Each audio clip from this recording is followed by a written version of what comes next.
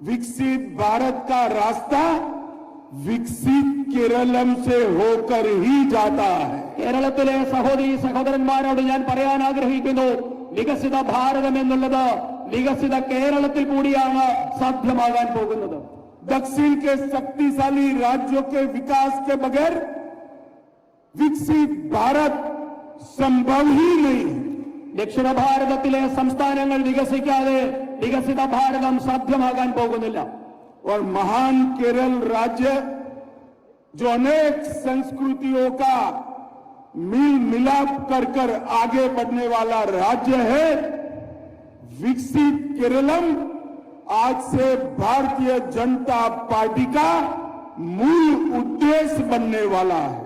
ഈ വിവിധ സംസ്കാരങ്ങളുടെ വിവിധ ആശയധാരകളുടെ കേന്ദ്രമായ കേരളത്തിൽ വികസിത കേരളം എന്ന ഭാരതീയ ജനതാ പാർട്ടിയുടെ ആശയമാണ് കേരളത്തിന്റെ വികസനത്തിന് അടിസ്ഥാനമാകാൻ പോകുന്നത്. भाइयों बहनों, जिस आधार पर विकसित केरलम की कल्पना हम करते हैं, उसके मूल में मोदी जी के 3 सिद्धांत हैं. पहला, करप्शन बगैर का गवर्नेंस.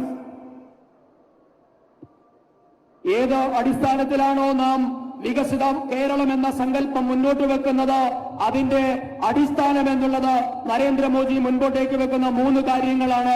അതിലൊന്നാമത്തേതാണ് അഴിമതിരഹിത ഭരണം.